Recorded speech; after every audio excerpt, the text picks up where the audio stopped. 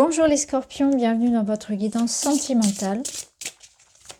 On va aller voir tout de suite ce qui va se passer pour vous pour décembre. Relationnel, sentimental, il y a des projets ici. Des projets, de la construction, peut-être de la rénovation. Et quand je dis ça, je parle vraiment de concrète. On a envie de changer le décor, on a envie de déménager, on a envie de nouvelles têtes, on a envie de nouveautés. Alors peut-être que pour certains, vous allez clairement refaire votre appartement, la déco, des envies de changement vraiment dans le physique.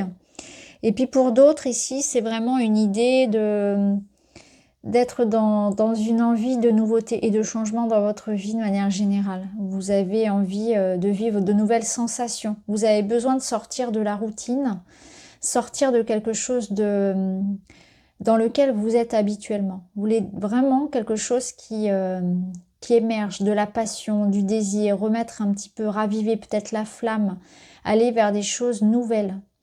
Donc ça peut être le mois effectivement pour mettre un peu plus de piment et de surprise dans votre quotidien. Alors une autre carte pour vous. La respiration qui nous invite ici à relâcher le stress. Est-ce que vous respirez bien? Est-ce que vous prenez le temps de souffler, de vous reposer? Quelle est votre gestion finalement du stress au quotidien? Comment est-ce que vous gérez ça, votre anxiété? Est-ce que vous dormez bien? Est-ce que vous avez par exemple des addictions au café, à la cigarette pour compenser un petit peu ce niveau de stress? Parce que là, on vous en parle quand même. On vous invite à vous recentrer sur votre respiration. Donc vous avez sans doute des choses à relâcher, des tensions. Donc vous pouvez le faire par la respiration, par la méditation si ça vous parle, par le sport, par de la marche, tout simplement. Voilà. Vous avez ici des tensions à libérer. Donc attention à bien gérer un petit peu cet impact-là de tout ce qui peut venir de l'extérieur et qui peut s'engrammer un petit peu dans le corps. Alors, on va aller voir.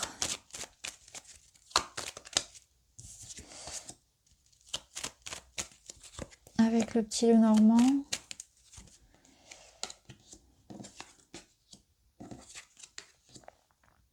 On vous invite à retrouver votre âme d'enfant ici, à retrouver votre légèreté, à vous reconnecter effectivement à votre élan créatif et inspiré. C'est comme si on vous invitait à retrouver le goût, la joie de vivre, comme si vous vous focalisiez beaucoup trop sur ce qui ne va pas, sur les problèmes, sur la vie d'adulte lourde, etc. Et là, où en est votre enfant intérieur? Quelle est la dernière fois où vous avez ri, où vous avez fait quelque chose juste pour le plaisir, par exemple une activité, du dessin, du sport, peu importe. Qu'est-ce qui est source pour vous d'inspiration et de plaisir dans la vie, en dehors des choses traditionnelles et habituelles de votre routine?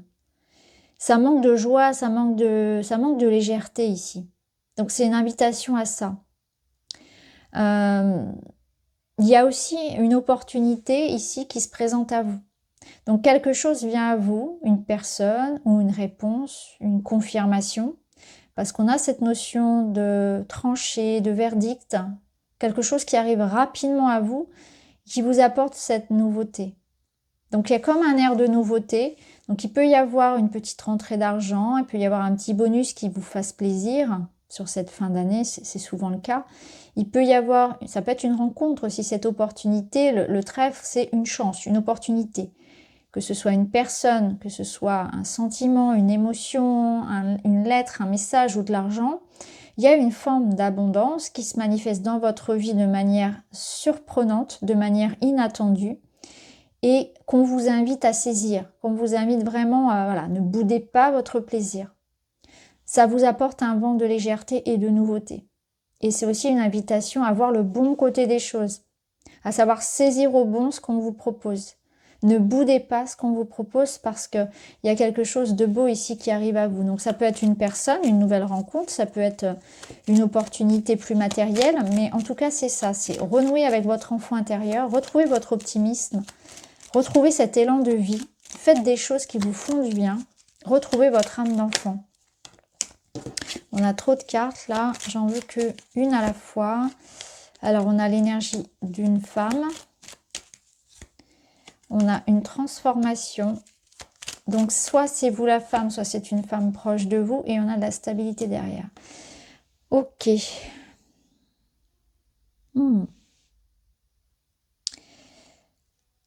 Alors,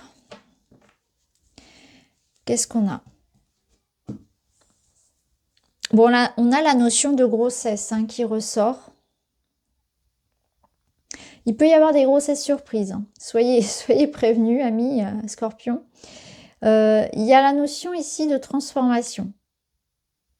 Donc, il y a un événement surprenant qui transforme votre situation. C'est en lien avec une femme.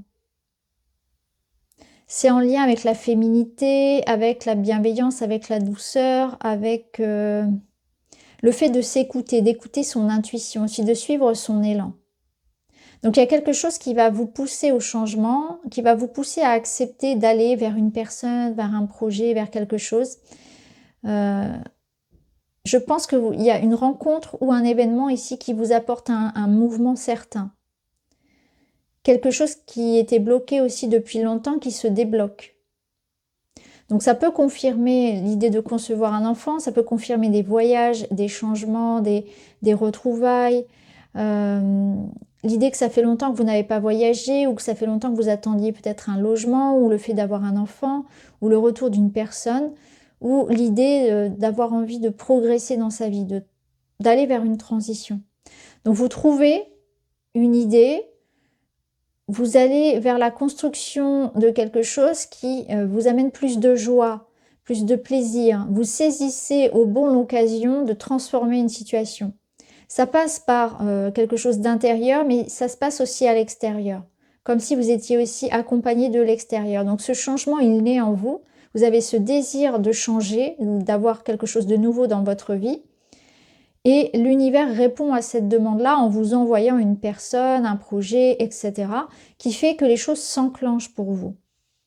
Et on voit que c'est quelque chose de pérenne. On voit que c'est l'idée d'aller aussi, de regarder sur le long terme les choses.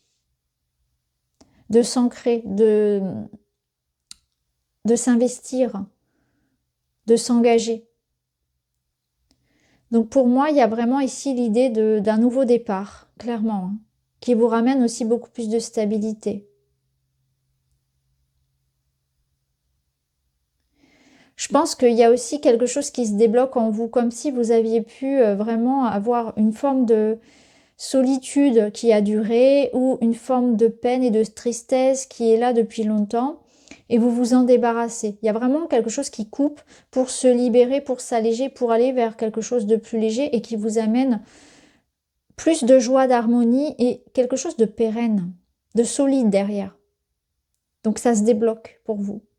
Donc soufflez effectivement parce que vous serez inspiré, parce qu'il y a de nouvelles opportunités qui arrivent et ça débloque la situation.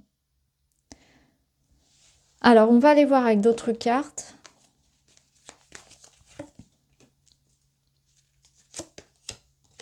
Oui, vous vous êtes senti très seul face aux épreuves. Et là, il y a une reprise de contact. Donc, on a des échanges et des nouvelles concernant soit une relation, soit un projet qui était en stand-by, qui est en pause. On voit que ça vous a provoqué beaucoup de peine. Vous vous êtes senti seul, isolé, rejeté peut-être, incompris. Alors, vous avez pu rencontrer des difficultés de communication avec une personne ou un célibat long. Quelqu'un qui vous avait un petit peu blacklisté, ça peut être ça, ou des difficultés dans votre projet. Et là, les choses reprennent. Hein, les nouvelles arrivent. Il y a des échanges, il y a des nouvelles, il y a une reprise de contact. Donc, ça confirme ce qu'on vient de voir. Je vais remettre des cartes. On a la famille, le cercle amical ici. On a les trahisons, les tromperies et on a pas prêt, mauvais timing. Et là, on a la réconciliation et le pardon. Ok. Donc là, il y a peut-être des histoires de famille à régler. Hein. Pour certains, on a ici, alors c'est peut-être pas forcément en lien avec ce message ici, mais on a une envie de se réconcilier. Il faut aller vers cette réconciliation. Ça sera pas forcément le moment de sortir son linge sale en famille. Vous voyez, ce que je veux dire, c'est pas le moment idéal. Peut-être qu'il y a encore une notion de patience aussi vis-à-vis de ça. Si vous attendez ici des réconciliations familiales, je sens que c'est pas forcément pour tout de suite hein, avec cette notion-là. Ou peut-être que vous n'êtes pas prêt à pardonner à quelqu'un encore. Ou que là, justement, les cartes vous invitent à y réfléchir. Est-ce que vous êtes prêt à faire cette action de pardonner à quelqu'un parce que c'est le moment de la trêve un petit peu au niveau des fêtes de fin d'année. Voilà, il y a quelque chose comme ça. Alors, la famille de cœur, la famille de sang, il est question ici de réfléchir à ça. Vous vous êtes senti, je pense, trahi, où il y a eu des difficultés relationnelles. Ouais, ça peut être ça. C'est l'idée que sur cette fin d'année, il faut vraiment ici essayer de voir le bon côté des choses et c'est pas le moment de rallumer les vieilles rancœurs, etc. Donc à vous de voir si vous êtes prêts pour cette réconciliation. Ça peut nous dire que c'est pas le moment aussi de ressasser toutes ces choses. Alors on va voir d'autres cartes, d'autres messages.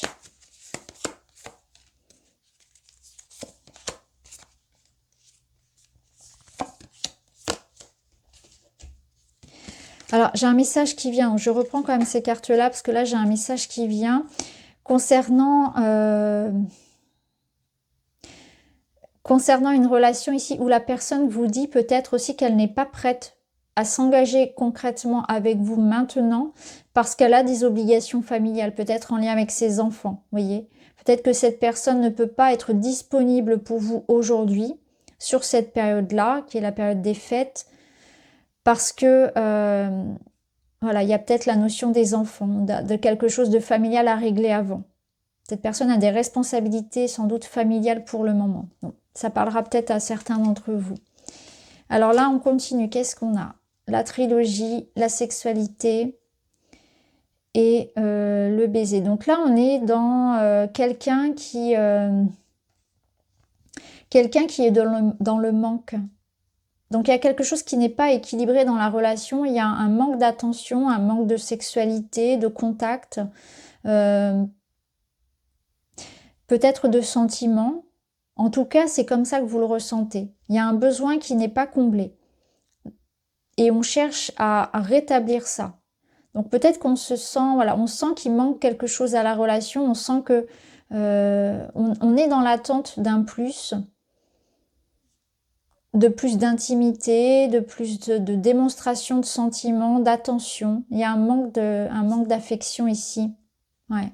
Un manque d'affection et un manque de présence. Et là, on vous invite à accepter peut-être à ce que chacun dans la relation puisse trouver le rythme qui lui convient, accepter les différences peut-être de l'autre. Peut-être que l'autre est moins tactile, peut-être que l'autre a des besoins qui sont différents des vôtres. Et on doit essayer de trouver ici un terrain d'entente. Ça peut être aussi par rapport à des disponibilités, s'il s'agit effectivement d'une relation où l'autre a aussi voilà, des enfants à s'occuper, etc., une famille, des responsabilités professionnelles, peu importe. Là, il y a quelque chose où il faut essayer de trouver un point d'entente, un point d'accord, en tout cas en discuter, pour pouvoir que ce soit non pas une souffrance, mais quelque chose où on construit ensemble, au contraire. Parce qu'on ne peut pas être sur la même longueur d'onde au niveau de la sexualité, au niveau du fait de montrer ses sentiments, etc. Peut-être que l'autre ne montre pas assez pour vous sa présence, etc., son attachement, et pour vous c'est difficile, hein, on se ressent peut-être un peu esseulé. Donc là, il faut en discuter. Alors, on va voir une autre carte pour vous. On a le thérapeute. Donc là, on vous demande de demander de l'aide. Donc peut-être que vous avez besoin d'un thérapeute de couple, pour vous-même aussi. Ça peut être un travail ici sur la dépendance, un travail en lien avec l'anxiété. Donc ça peut être toute forme de médecine et d'accompagnement qu'on vous invite ici à peut-être à... On vous invite à y réfléchir parce que vous avez besoin de mettre des mots aussi sur ce que vous ressentez, de trouver de l'aide, de parler. Je vais vous donner une seconde carte. Et vous avez besoin de vous reposer, la pause. Prendre du temps pour vous. Prendre du temps pour soi, se soigner, se guérir, se faire aider, parler de ce qui ne va pas. Et un autre petit message pour terminer. Je reste moi-même en toutes circonstances. Je crée des liens plus forts lorsque je suis en paix avec mes vulnérabilités. L'ouverture à l'autre s'effectue dans une approche plus saine et plus respectueuse. À partir de là, chacun cesse de se juger et ou de se comparer. Bah, c'est exactement ça, hein. Là, ça rejoint un peu la carte du thérapeute. Je crée des liens plus forts lorsque je suis en paix avec mes vulnérabilités. Donc, je pense déjà que si vous n'êtes pas bien avec vous-même, on avait cette notion de stress, si déjà en vous-même vous n'êtes pas bien, si vous avez quelque chose à régler avec votre enfance, votre passé, votre enfant intérieur, des émotions, votre gestion du stress, des addictions, etc., etc., ou votre vie sentimentale passée, vous ne pouvez pas être bien avec votre relation actuelle, avec vos proches, avec votre environnement actuel. Donc, il faut déjà travailler sur soi, libérer tout ça, pour pouvoir être en paix avec soi, pour pouvoir ensuite être bien avec l'autre. Parce que sinon, vous allez lui reprocher, lui renvoyer toutes ces souffrances-là. Et il y a aussi la notion d'acceptation. D'accepter les différences de l'autre, de ne pas se juger et de ne pas se comparer. Donc il y a peut-être de la culpabilité, de la confiance, le fait voilà, de se sous-estimer aussi, hein. En tout cas, il y a un travail à faire ici sur soi. Donc voilà pour vous les scorpions, j'espère que ça vous parle. Je vous embrasse et je vous dis à très vite.